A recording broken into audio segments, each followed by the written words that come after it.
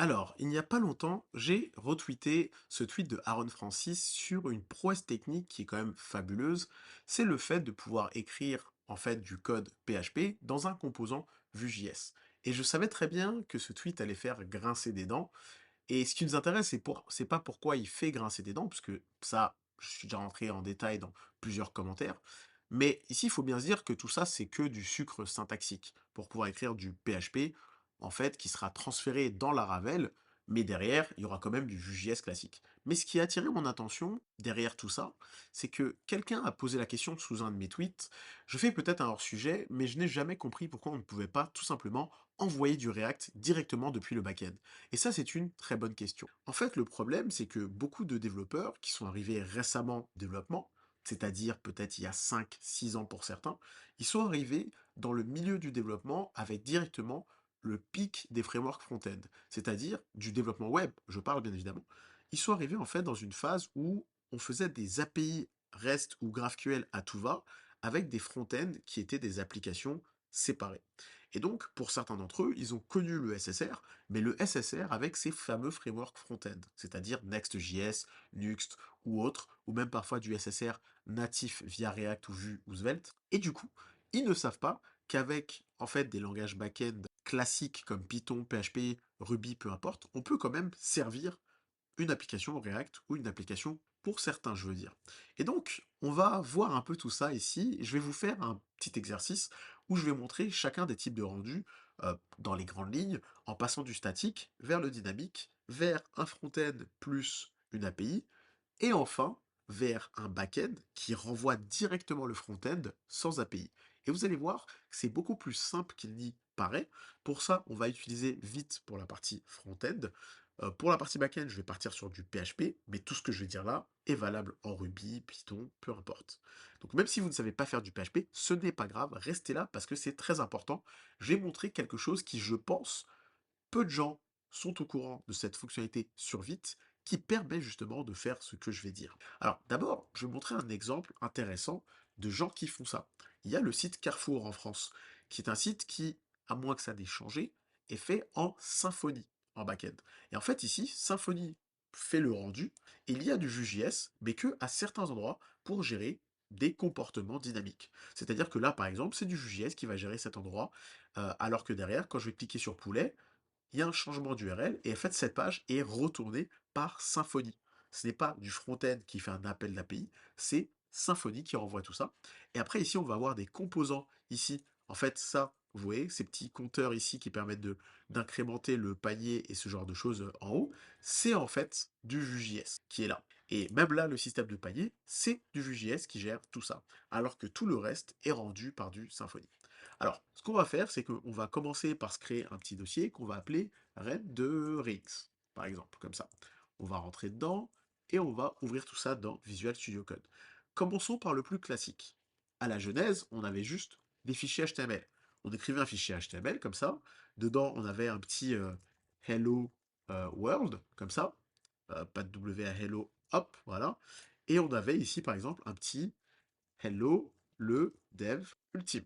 On avait du contenu fixe, et ce contenu fixe, on pouvait l'ouvrir directement, mais bien évidemment, quand il est sur un serveur, ce qui se passe, ici on va simuler un serveur avec la commande php-s localhost 2.1, le serveur en fait va juste renvoyer ce fichier statique tel quel, sans le traiter ni rien. D'accord? Donc si là j'ouvre ça, on a hello le dev ultime. Si je viens ici et que je rajoute un paragraphe comment tu vas, hop, on a, ici en chargeant la page, exactement ce qu'on a dans notre code. Si j'ouvre le code source, il n'y a pas de traitement, il n'y a pas de bundling, il n'y a rien. Ça, c'est le code statique tel qu'on l'avait avant, et on peut mettre des scripts et du CSS, et peu importe, c'est purement statique. Maintenant, la partie dynamique, elle vient quand? Donc par exemple, en PHP, et comme je dis, ce serait pareil en Ruby, Python, peu importe, la syntaxe serait pas la même, mais le cheminement est pareil, c'est que quand on passe tout ça en dynamique, qu'est-ce qui change? En fait, en dynamique, on avait plusieurs façons de faire, mais dans mon cas ici, je vais garder quelque chose de simple. On peut avoir des variables, des appels vers la base de données, peu importe, et tout ça dans un framework, séparé en contrôleur, action, tout ce que vous voulez. Mais ce qui est sûr, c'est qu'on va avoir le backend qui va s'exécuter et qui va renvoyer du HTML. Voilà comment fonctionne un site dynamique classique du SSR classique. Le backend s'exécute Et en fait, le back-end va renvoyer en tant que réponse. Donc là, j'ai pas besoin de manuellement lui dire la réponse, c'est ça, parce qu'en PHP, ça fonctionne comme ça. Il sait naturellement ici que ce sera la réponse. Et ça renvoie tout ça. Et donc ici, au lieu de mettre par exemple le dev ultime, je peux venir mettre ici, tac, le name, et fermer tout ça. Ici, je le fais en natif, sans moteur de template, mais ici, on pourra avoir un moteur de template, des contrôleurs, etc. Donc si on revient ici et qu'on recharge la page, on a bien le dev ultime dynamique. Hop. Maintenant, on a un troisième type de rendu qui est venu plus tard. Et donc, c'est avec les API, etc. Donc, on avait ce qu'on appelle du CSR, où en fait, le rendu est fait côté front-end dans un framework front-end, avec une communication en API. Alors pour ça, d'abord, je vais me créer une petite API très rapide ici. On va l'appeler API.php. Ici, cette API, l'API ici importe peu. Hein. Je vais juste en mettre une à titre d'exemple. Donc pour ça, je vais utiliser quelque chose de très simple. Je vais utiliser la technique du match. Si je viens là, on a bien OK. Et si je viens ici, je fais about, on a bien about. Et si je mets quelque chose qui n'existe pas, voilà. Donc on a notre API qui est fonctionnelle. On s'en fiche, pour l'instant on va rester sur le petit index. Maintenant on va créer un projet vite, tout simplement. Donc on vient ici, on fait un get started, on va nous se copier juste ça. Et on fait ça, et on va pas l'appeler view app, on va l'appeler CSR. CSR, comme ça. On rentre dans CSR, on fait notre npm install, comme ça, tac tac tac, et on fait notre npm run dev. On peut aller sur notre page vue qui est là, et on va aller dans le code pour voir un peu tout ce qui se passe. Donc on a notre dossier CSR avec notre index HTML ici, comme ça, tout est nickel, tout est bien. Sauf que nous, on veut afficher quelque chose de simple. Donc là, par exemple, ce que je vais faire, c'est que je vais prendre mon app view ici. Tout ça, on n'a pas besoin. On va mettre juste un petit h1 qui fait un petit hello, comme ça, accolade de name. Et donc nous ici, en Vue.js, on peut faire un tas de choses. On peut faire un const name si je sais que ça va pas changer. On vire un peu tout ce style, on s'en fiche un peu. Et allons tester tout ça. Voilà, on a bien hello, le dev ultime. Tout est nickel. Alors, ce qu'on aimerait bien maintenant, c'est peut-être que il y a un bouton, par exemple, et que ce bouton puisse faire quelque chose, comme faire un appel d'API et afficher la réponse de l'API. On pourra avoir ici un const name et avoir un texte, tiens, qui sera une ref. Cette ref, au début, elle est vide. Donc nous, pour que tout soit réactif proprement, on va importer... Voilà. Nous, on aimerait bien ici qu'il y ait un appel. Cet appel, je vais le créer ici. On va appeler ça getText. Voilà. GetText, ça va être fonction qui, derrière, fait un fetch vers notre API, about. Et du coup, ici, je peux mettre un getAbout, comme ça. Et bien évidemment, ici, ce getAbout, on veut qu'il, derrière, on veut qu'il manipule, en fait, la data texte. Donc moi, comme je suis un gars des promesses, on vient ici et on se remet notre zen. On a notre JSON dans lequel on veut dire le text.value est égal à res.result. Tout simplement. Et donc ici, qu'est-ce qu'on va faire? On va appeler getAbout. Et en bas, on va juste afficher notre texte, ici, comme ça. Voilà. Et ici, au début, on dit loading, par exemple. Regardons un peu ce que ça donne. Donc là, on a loading. Je vois pas mon bouton, parce que je l'ai pas mis de... Voilà. Get About, voilà. Et si on clique, je viens ici pour voir un peu ce qui s'est passé. On va le mettre en dessous. Hop, on va regarder le network. On fait un appel. On voit qu'il y a un problème. Je vais ajouter ça ici pour régler ce problème de cores. On s'en fiche un peu. On revient ici pour tester tout ça. On clique. Il dit que bah, c'est bien passé, mais on a un problème res is not defined. On vient dans le code. On vient ici. Bien évidemment, j'ai dit res alors que c'est JSON. On revient là on refait et on a bien notre about. Voilà. Donc je peux fermer ça. Si on recharge, on a le loading et quand je clique, il y a bien eu l'appel et si on a bien about. Voilà. Ça, c'est très simple. C'est d'un côté notre front-end, de l'autre notre API. Tout fonctionne. Maintenant, la question, c'est si on voulait que ça se soit chargé, non pas ici par un fichier index HTML, etc., mais par notre backend. Si on voulait que ce backend-là, ce index HTML, ce soit lui, en fait, qui renvoie du JS. Comment on ferait? Ici, il y a deux possibilités. En fait, dans un monde où il n'y a pas de bundler, il n'y a pas de compilation, il n'y a rien, ici, il suffirait de faire une balise script, d'importer Vue.js sous forme de CDN ou autre, et de vivre notre vie. Et ce serait aussi simple que ça. Mais nous, ici, dans la vraie vie, on utilise quand même souvent des bundlers pour faire tout un tas de choses. Donc on a envie d'avoir ce projet-là avec notre bundler et tout ce qui s'y passe. C'est juste qu'on ne veut pas servir cette partie. On va aller ici, et si vous tapez dans la doc de Vite, vous tapez backend, backend integration, il va vous expliquer tout un tas de choses. Ce qui nous intéresse, c'est cette partie-là. Ici, il nous dit que quand on est en développement, on va pouvoir mettre ces deux balises-là quelque part. Et donc nous, ça va être ici, on va venir ici, on va pouvoir mettre ces deux balises. Et ça, c'est pour la partie développement. Donc ici, il faudra mettre une conditionnelle pour dire je suis en phase de développement, et donc en environnement de développement, et donc on veut ça. d'accord?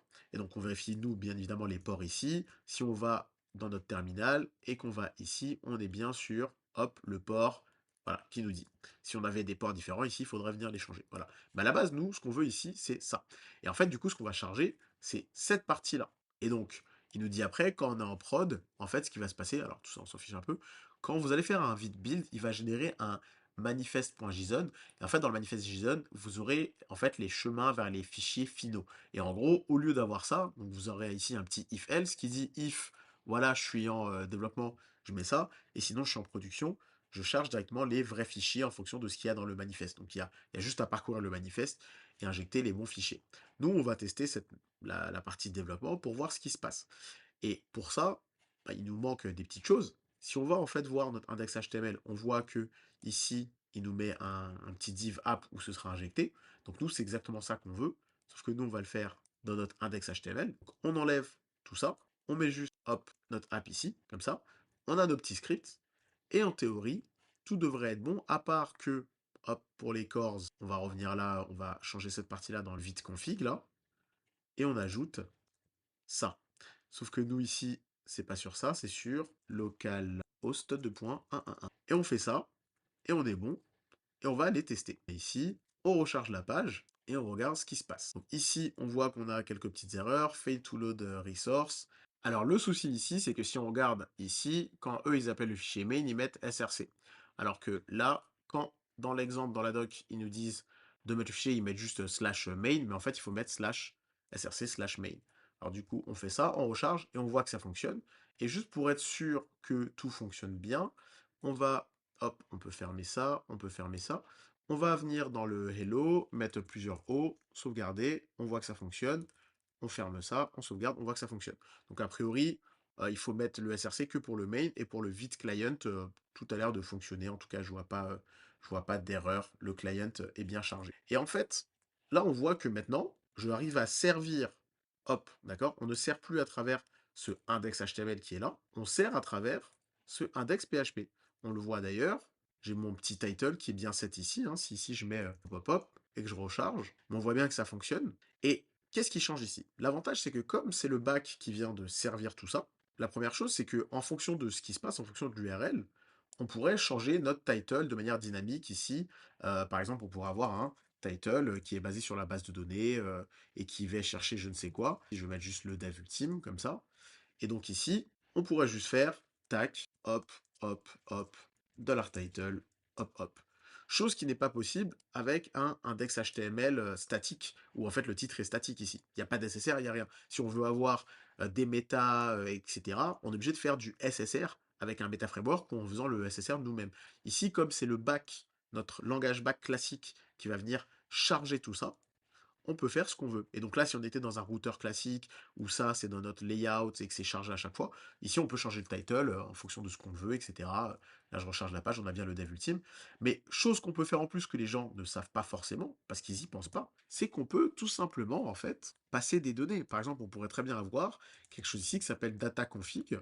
En fait, un attribut HTML classique. Donc là, je le mets dans l'attribut ici, je pourrais le mettre dans une variable globale, peu importe. Mais si on pourrait faire ça comme ça, et nous dire que notre back, d'une manière ou d'une autre, au moment du rendering, il prépare tout un tas de fichiers de configuration, et on va mettre, voilà, OK, parce que je suis pas inspiré. Et ici, on pourrait afficher tout simplement un JSON en code. Alors, il faudra bien faire attention à échapper comme il faut pour la sécurité et tout ce qui s'ensuit. Mais globalement, ça, qu'est-ce qui se passe en faisant ça? Je vais recharger la page. On va afficher le code source. En faisant ça ici, ce qui se passe, c'est que dans notre... Donc là, vous voyez, d'ailleurs, c'est pas échappé, etc. Mais bref, pour simplifier ça, je vais juste faire ça et ça. Voilà. Donc voilà, là, c'est un peu mieux échappé. Là, en fait, notre balise, elle contient elle a du JSON qui est dedans au moment du rendering, qui va être dynamique. Par exemple, ici, au lieu de mettre ça, je pourrais très bien avoir ici un date, hop, contient h2.i2.s, je crois. Ici, ce qui est bien, c'est que du coup, cette data, on voit, elle est dynamique. Elle est dynamique, elle change, etc. Tout est nickel. Comment on fait pour la récupérer? Tout simplement, en fait, dans notre JS, à peu près où on veut, on pourrait très bien récupérer ici, par exemple, au lieu de prendre le name. Alors ici, je vais la faire en mode sale. Bien évidemment, faut pas faire ça, parce qu'il y a des moyens plus propres de faire ça. Mais ici, je pourrais très bien faire un query selector. Récupère-moi la partie app, tout simplement. Et à partir de là, dessus, je peux faire un dataset. Et je crois que je l'appelais config, c'est ça? Non, c'est pas celui-là d'ailleurs, on peut fermer ça. C'est data config, donc c'est dataset config comme ça. Et donc ici, on peut faire ça, on va afficher ça, c'est censé afficher une string, j'imagine. Voilà, et comme vous voyez là, tout se passe bien. Et au lieu de faire ça, on pourrait très bien dire que ça, du coup, c'est un JSON.parse, et qu'une fois qu'on a parsé ça, nous, ce qu'on veut récupérer, c'est le result. Et donc forcément, ici, voilà. Et donc là, en fait, on a du Vue.js avec de la data récupérée depuis le serveur, sachant qu'il y a plusieurs façons de passer de la data depuis le serveur à cette page-ci, etc. Et ensuite, après, on aurait un routeur ou quelque chose comme ça qui est fait naturellement, ou même tout simplement, on pourrait avoir le routeur qui est géré par le back, qui ne renvoie à chaque fois directement que en fait Vue.js qui va en fait, l'URL s'adapter et afficher différentes choses. Ça, c'est une façon de faire. Une autre façon de faire, ça aurait été en fait d'avoir du back classique quelque part et de ne mounter des parties Vue.js que où on veut y avoir différentes petites parties Vue.js qui sont mountées à différents endroits. C'est ce que fait Carrefour. Donc voilà, voilà un peu comment on peut, depuis vite, depuis le back en fait, renvoyer un framework front-end. C'est tout simplement une balise script qui est renvoyée et tout un tas de choses. Et même quand on fait ça avec un bundler, c'est possible avec Vite, parce que Vite nous simplifie la vie, mais en fait, même en Webpack, on pouvait faire ça. Voilà, j'espère que cette vidéo t'a plu. À bientôt.